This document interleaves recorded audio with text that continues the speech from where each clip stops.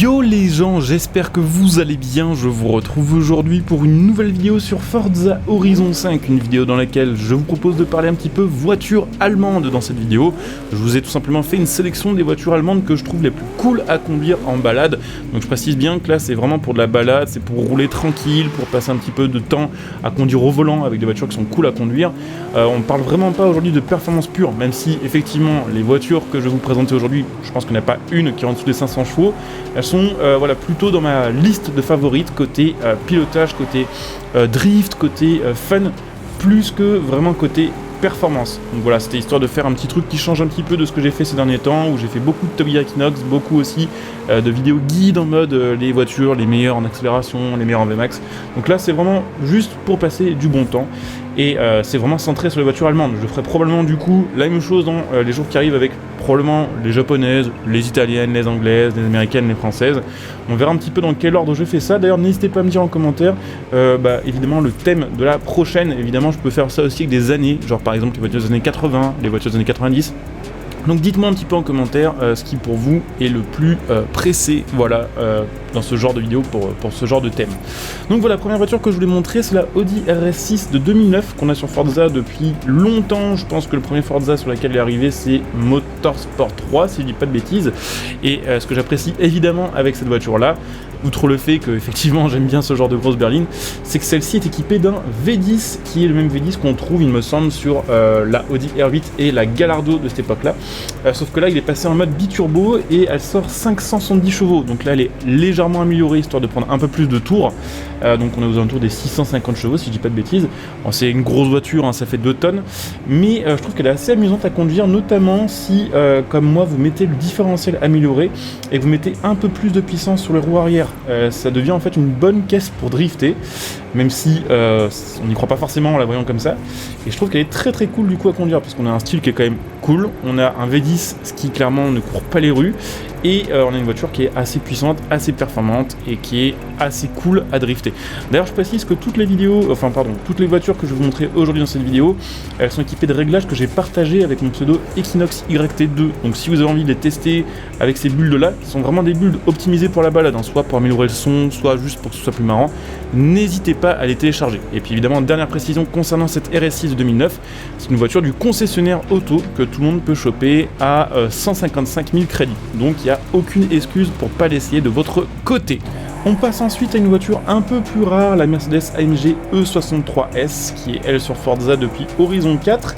Et d'ailleurs, quand elle avait été achetée sur le jeu, celle-ci elle avait fait grand bruit, puisque c'était une des premières voitures à avoir, au niveau des customisations, de disponible un kit entier, le kit Brabus.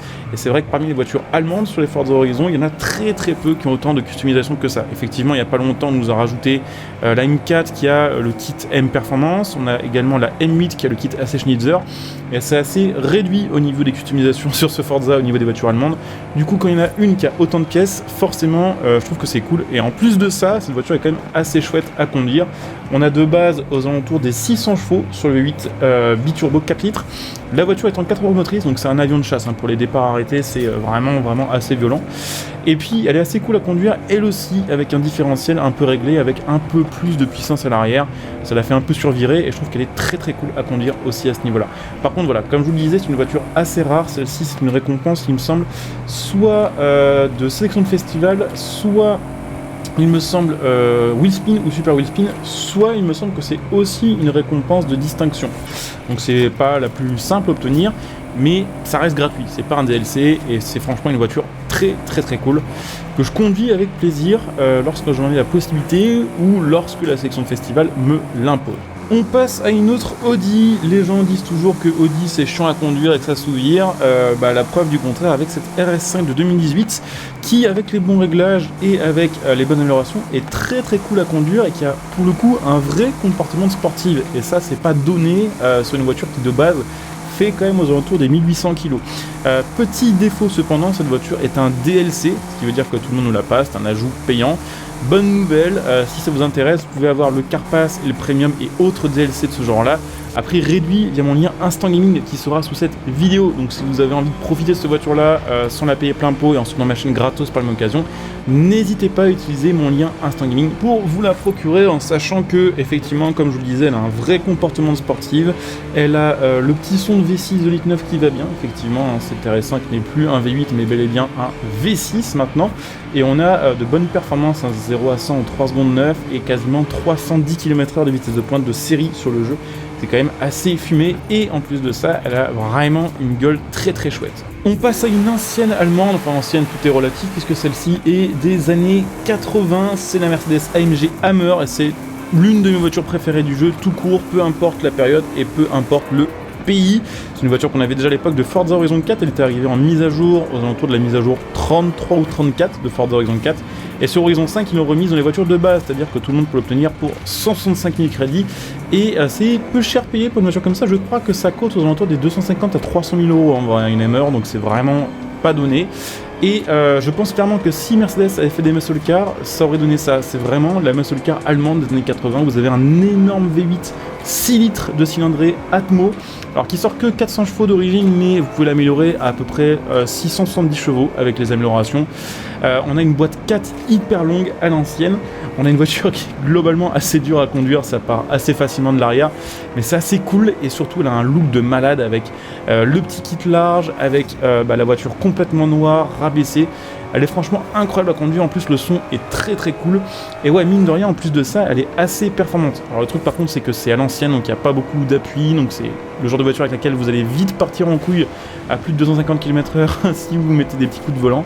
Mais globalement, je la trouve très chouette, et on a vraiment la combinaison son stylé, look stylé, voiture vraiment facile à obtenir, hein, 165 000 crédits sur Forza Horizon 5, c'est vraiment rapide à se faire. Et on a même des bonnes performances. Et en plus de ça, vraiment, c'est une muscle car allemande. On passe à l'allemande du moment, la BMW M4 G82, qui est la nouveauté de ce mois, enfin la nouveauté, une des grosses nouveautés de ce mois-ci sur Forza Horizon 5. Elle est, d'ailleurs, hein, si vous voyez cette vidéo dans les 2 semaines après sa sortie, à débloquer en ce moment à 80 points de sélection de festival au total sur toute la saison 11, ce qui se fait quand même assez facilement. Il suffit de faire 20 points par semaine, en gros en 15-20 minutes par semaine c'est fait. Et donc M4 G82 qui était très attendu mine de rien sur Forza Horizon 5. Alors effectivement, beaucoup de gens se plaignent de la gueule de la voiture parce qu'elle a les grandes grilles à l'avant et que certains n'aiment pas ça, mais à côté de ça, elle a quand même un look et une forme, une silhouette qui est très très chouette. Elle a des bonnes performances, même si pour le coup, celle-ci je l'avais testée en vidéo il n'y a pas longtemps. C'est pas du tout une voiture méta, c'est pas du tout une voiture avec laquelle vous allez faire vos meilleurs chronos, que ce soit en catégorie A ou en catégorie S1. Mais bon, voilà, globalement c'est une voiture qui est assez performante, un petit peu lourde, mais assez joueuse mine de rien, puisque c'est quand même une propulsion. Elle est particulièrement nerveuse quand même, et plutôt cool à conduire au volant. Et en plus de ça, effectivement, sur celle-ci, vous avez quelques customisations. J'en parlais un petit peu plus tôt dans cette vidéo. Sur cette G82, vous avez la possibilité d'installer le kit M Performance, et donc de choisir entre 2 pare-chocs avant, 2 pare-chocs arrière, 2 ailerons et 2 bas de caisse. Et même si c'est assez petit comme customisation, directement dès qu'il y a ce genre de petite custom, je trouve qu'on s'attache plus aux voitures. Et je pense que du coup, l'M4 G82 sera longtemps, mine de rien, sur nos serveurs, on la verra longtemps en multijoueur. Donc je le répète, celle-ci, déblocage gratuit actuellement, saison 11, il suffit de faire 80 points. Après ça, il faudra soit attendre qu'elle revienne dans la sélection de festival, soit dépenser, à mon avis, pas loin de 20 millions au shop d'occasion pour pouvoir l'obtenir. On change complètement de délire pour le coup. Alors là, c'est vraiment une voiture très performante, et je pense que c'est la voiture la plus performante que je vais montrer dans cette vidéo aujourd'hui, la Porsche 911 GT3. Alors pour le coup, celle-ci, c'est pas une très bonne voiture de drift, c'est pas une voiture qui va être très joueuse, mais c'est une voiture qui, avec les améliorations, prend presque 10 000 tours, donc autant vous dire que le son est hyper agressif, hyper aigu, et c'est globalement une excellente voiture de course en fait. Et ce qui est assez satisfaisant et assez grisant avec ce genre de voiture sur Forza Horizon 5, c'est à quel point c'est facile avec ce genre de voiture d'enchaîner les gros virages, les gros freinages, les grosses courbes. Vraiment, même en s'y prenant un peu au dernier moment, tout passe, tout rentre. Et du coup, c'est assez fun à conduire en fait, tellement c'est un autre délire en fait. C'est quasiment une voiture de circuit pour le coup, et c'est très très chouette de l'avoir sur Forza Horizon. Alors sachez par contre que celle-ci, c'est une nouveauté de Forza Horizon 5, et que c'était, si je dis pas de bêtises, une voiture de sélection de festival, ce qui veut dire que si vous n'avez pas eu la possibilité de bloquer cette voiture-là à l'époque, il faut attendre maintenant qu'elle revienne en section de festival. Ce sera probablement le cas bientôt, même si on a déjà vu sur Forza Horizon 4 parfois des voitures qui sont passées 2 fois sur les sections de festival, mais avec un trou de 2 ans entre le premier passage et le deuxième. Mais c'est évident, ce genre de voiture, de toute façon, reviendra soit au Forza Ton Shop, soit en récompense d'épreuve. Et à ce moment-là, franchement, profitez-en pour les débloquer parce que c'est une caisse monstrueuse. Alors peut-être que d'ici là aussi, on aura la GT3 RS. Ça, c'est juste la GT3 tout court. Peut-être que dans quelques temps, la RS arrivera sur le jeu de cette même génération. Peut-être qu'elle sera encore plus pétée, encore plus cheatée. Mais en attendant, celle-ci est vraiment très très cool. Après, sachez évidemment que vous pouvez l'acheter en salle des ventes d'occasion, et que ça vous coûtera là aussi pas loin des 20 millions de crédits. Elle se vend très très cher puisque c'est globalement là aussi une très bonne voiture. On va faire une petite pointe pour la route et puis après on passera à la prochaine qui sera également une Porsche un peu plus ancienne qui est elle aussi tout aussi monstrueuse. Voilà, d'ailleurs première fois je pense qu'on passe 300 km/h dans cette vidéo avec cette voiture qui est quand même absolument monstrueuse. Donc je le répète, sélection de festival, salle des ventes, et puis voiture absolument monstrueuse à conduire vu sa tenue de route et vu son accélération. Je vous le disais, on passe à une autre Porsche, alors là d'une autre époque, mais tout aussi impressionnante. Alors voiture que j'ai à peine modifiée du coup pour cette vidéo. Je crois que j'ai juste mis l'amélioration d'échappement et l'amélioration d'arbre à cam, il me semble, pour qu'elle prenne un peu plus de tours par minute, histoire que le son soit encore plus aigu. Il n'y a pas besoin d'améliorer cette voiture en fait pour avoir un monstre. Cette voiture est déjà très rapide, c'est un dérivé de voiture de course au final, qui a été civilisé pour la route, pour qu'elle soit road légale. Mais vous avez déjà de base une caisse qui a une accélération assez pétée, vous avez plus de 600 chevaux d'origine sur un V10 Atmo de 5,7 litres, ce qui fait un son de malade.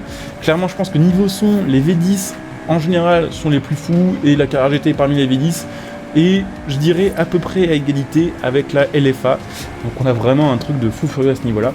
Donc 600 chevaux, une voiture qui fait 1100 kg en propulsion. Alors c'est une voiture qui même sur Forza Horizon est assez dure à conduire, je dirais. Surtout là, par temps de pluie, bon voilà, c'est un peu tendu. Je vous conseille d'améliorer au moins un peu les gommes, notamment si vous débutez au volant. Ne commencez pas par une voiture comme la Carrera GT, ça va vous dégoûter. Mais à part ça, que dire, cette voiture est monstrueuse. Je crois que c'est le 0 à 200 km/h en 10 secondes. Vitesse de pointe aux alentours des 330 km/h. Et c'est une voiture de 2003, donc à l'époque, en 2003, il n'y avait pas grand chose de plus rapide que ça. Ok, il y avait les SLR qui rivalisaient avec ça, il y avait la Ferrari Enzo qui était un peu plus rapide que ça, mais dans le game des hypercars de l'époque, ça c'était vraiment genre le top 0,1% des voitures les plus rapides du monde. Bon, il fallait bien en choisir une pour terminer, et c'est là que je me rends compte que j'ai un petit problème avec les V10, parce que je crois sur 8 bagnoles que je vous ai montré aujourd'hui, 8 ou 9, il y aura eu 3 V10, il y aura eu ça, il y aura eu la Carrera GT, et il y aura eu la RS6 2009. Évidemment, voilà un petit V10 pour terminer, M5E60, qui est globalement pour moi la BMW la plus folle de tous les temps, pas forcément la préférée, parce que j'adorerais avoir une série 7 E38 sur Forza Horizon 5, mais niveau folie, c'est quand même incroyable. Une M5E60, vous avez d'un côté une voiture avec un style, alors que certains n'aiment pas, globalement à cause des feux avant, mais perso je trouve que c'est incroyable. Vous avez le confort ultra luxe d'une voiture de ministre, vous avez des équipements qui étaient dans le futur pour l'époque, une voiture vraiment très haut de gamme. Et pour motoriser ça, pour la version M, ils se sont dit quoi? Ils se sont dit bah allez, on met un petit V10 dedans. Résultat, 507 chevaux d'origine. Alors là, elle est améliorée un petit peu, j'ai amélioré 2 trucs, ou 3, je pense que j'ai amélioré la largeur des pneus. J'ai mis un compresseur.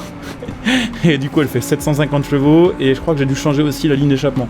Mais voilà, on a 750 chevaux, ça se conduit très bien, c'est un petit peu sous-vireux malgré ce qu'on pourrait croire. Bon, même si là au moment où je parle dans cette vidéo ça se voit pas trop, c'est une caisse qui sous-vire plus qu'autre chose, mais c'est très cool à conduire. Vous avez un putain de son, vous avez une putain d'accélération avec une voiture qui est ultra linéaire, qui prend énormément de tours avec justement le style Allez aux 60, et pour moi c'est franchement une des voitures allemandes les plus folle de tous les temps, même si voilà, évidemment certains sont repoussés par le style de l'E60.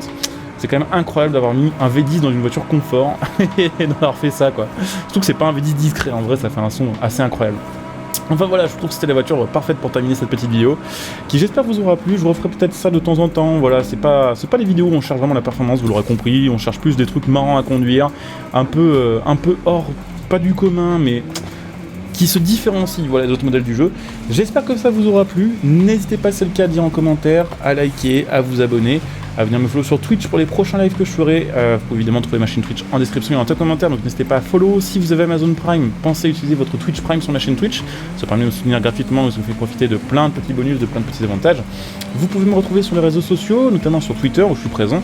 Et puis comme je vous le disais tout à l'heure, vous pouvez utiliser mes liens de soutien sous cette vidéo pour faire vos achats à prix réduit en soutenant ma chaîne gratos par la même occasion. Mon lien Instant Gaming, mon lien Metal.net pour acheter vos jeux, vos cartes d'abonnement.